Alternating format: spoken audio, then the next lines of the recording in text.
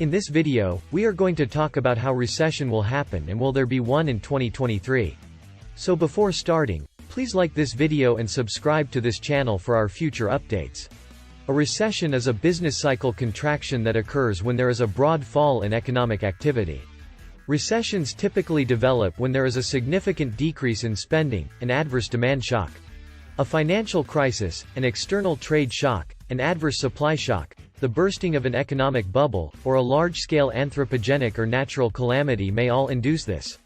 Such a downturn in economic activity may endure for several quarters, stifling an economy's progress. In this case, economic metrics such as GDP, business earnings, employment, and so on collapse. This destabilizes the entire economy. To combat the threat, most economies loosen their monetary policies by injecting more money into the system, i.e., raising the money supply. This is accomplished through decreasing interest rates. Increased government expenditure and reduced taxation are both regarded viable solutions to this problem. Rising inflation rates and negative GDP numbers have many Americans concerned about the possibility of another recession. This could be a genuine fear, given that the U.S. economy appears to be slowing following a period of moderate expansion. A comprehensive knowledge of what a recession is provides context. A recession occurs when the economy's performance declines for several months, as seen by GDP contraction, greater unemployment rates, and lower consumer spending. People's daily lives may be significantly impacted during a recession. Everything from groceries to shoes is frequently more expensive, and workers' job security may be reduced. Here's what you need to know to survive the storm. What happens during a recession? There is no single conclusive evidence of a recession. However, the NBER's Business Cycle Dating Committee considers the following signs when choosing whether to declare a recession. Personal income minus government transfers. When the economy is in a slump, revenues stagnate or fall as a result of firms cutting hours or downsizing their staff. Income disparity may worsen as well, because the wealthy are frequently less affected by a recession than the middle or lower classes. Employment. During a recession, the unemployment rate, the percentage of the total labor force that is unemployed but actively looking for work, tends to rise as businesses cut back on personnel to cut costs. According to the United States Bureau of Labor Statistics, unemployment hit a high of 14.7% in April 2020, the pinnacle of the recession during the COVID-19 pandemic. Industrial production, manufacturing. During a recession, businesses typically reduce production in reaction to increased raw material costs, and manufacturing activity falls. This shift has the potential to reduce exports and overall economic activity. Manufacturing activity in the United States, for example, decreased substantially during the Great Recession as corporations cut production and fired off people. Manufacturing employment fell by 10% during this recession, and the manufacturing sector only began to recover in 2010, after the recession had officially ended. Consumer spending. One component of consumer spending is retail sales, which is the total amount of money spent by customers on goods and services. Retail sales often fall during a recession because consumers have less money to spend. When retail sales fall, the economic impact can be significant.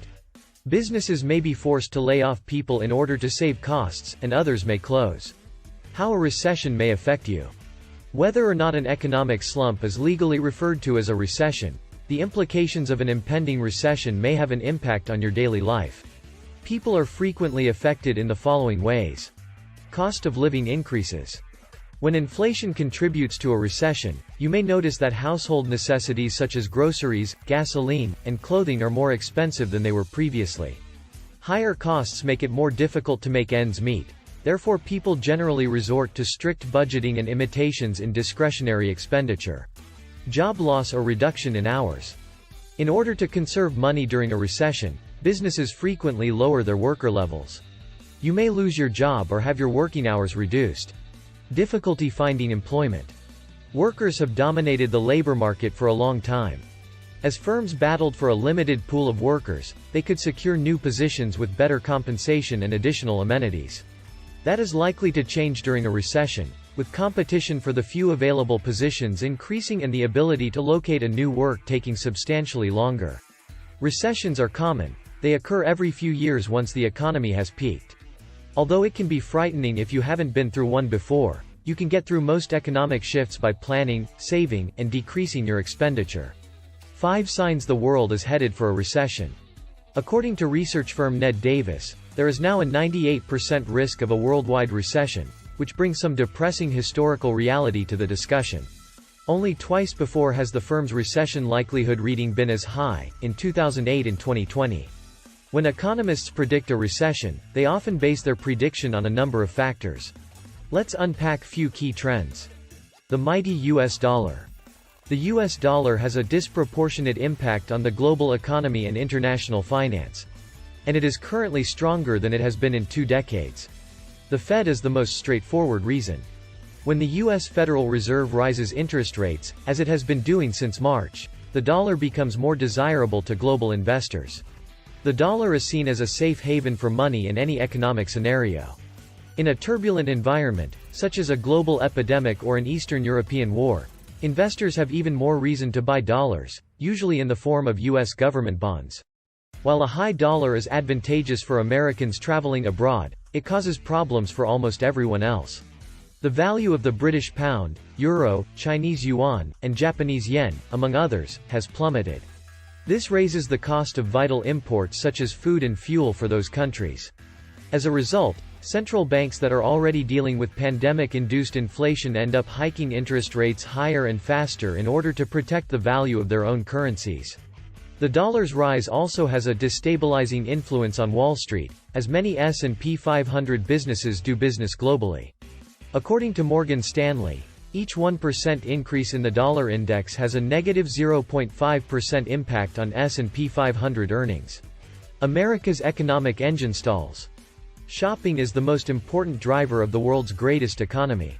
And Americans are tired of shopping. Consumers have retreated after more than a year of rising costs on almost everything, with incomes failing to keep pace. Consumers are digging into their savings as a result of the pain created by inflation, EY Parthenon chief economist Gregory Dacko wrote in a note Friday. According to Dacko, the personal saving rate remained constant in August at 3.5%, near its lowest level since 2008 and significantly below the pre-COVID level of around 9%. Once again, the Fed is to blame for the market's downturn. During the 2020 lockdowns, Americans opened their wallets, propelling the economy out of its brief but severe pandemic recession. Since then, government aid has dried up and inflation has taken hold, driving up prices at the quickest rate in 40 years and eroding people's purchasing power. Corporate America tightens its belt. Despite historically high inflation, business has been expanding across industries over the most of the epidemic era. This is due to the resilience of American customers, since businesses were able to pass on their greater expenses to consumers in order to cushion profit margins. FedEx, which operates in over 200 countries, suddenly reduced its projection, stating that demand was weakening and that profitability would likely fall by more than 40%. In an interview, the company's CEO was asked if the downturn foreshadowed a global recession. "I believe so," he said. "These numbers don't look promising." Global recession likely in mid-2023. J.P. Morgan Chase CEO Jamie Dimon stated on Monday that a worldwide and U.S. economic slump is expected by mid-2023. According to the CEO of the U.S.-based multinational investment bank and financial services corporation, growing inflation in the U.S. and globally, higher than expected interest rates, and Russia's war in Ukraine are all extremely severe elements that could lead to a recession. "These are extremely severe things that I believe will push the US and the world. Europe is already in recession, and they're likely to put the US in some form of recession 6 to 9 months from now," Dimon told CNBC. The US Federal Reserve, like many other central banks across the world, has been aggressively hiking interest rates to combat inflation, which is currently at its highest in many countries in decades. China's predicted reopening after nearly 3 years of COVID-19 limitations is set to lead a comeback in its own economy and other emerging Asian markets, stated analysts at the investment bank in a series of publications released on Sunday. Risks are to the negative, with the global economy expected to grow by 2.2% next year, lower than the IMF's latest 2.7% growth prediction. Morgan Stanley anticipates a clear divide between industrialized economies in or near recession, and emerging economies recovering somewhat next year, although an overall global recovery will likely remain elusive. China's economy is estimated to grow by 5% in 2023, exceeding the emerging market average of 3.7%, while the group of 10 industrialized countries' average growth is only 0.3%. Central banks around the world have hiked interest rates this year to combat runaway inflation, and Morgan Stanley forecasts that the Federal Reserve will maintain rates high in 2023 as inflation remains high after peaking in the fourth quarter of this year. The U.S. economy just avoids recession in 2023, but the landing isn't as soft as it looks as job growth slows and the unemployment rate rises, the research stated, expecting a 0.5% expansion next year. The cumulative effect of restrictive policy in 2023 spills over into 2024, resulting in 2 extremely bad years, according to the research. According to the analysts, global inflation should peak in the current quarter as well, with disinflation driving the narrative next year. What do you think of our video? Let me know in the comment section below. If you enjoy this video and want to hear from me again, be sure to hit that subscribe button before you go. Thanks for watching.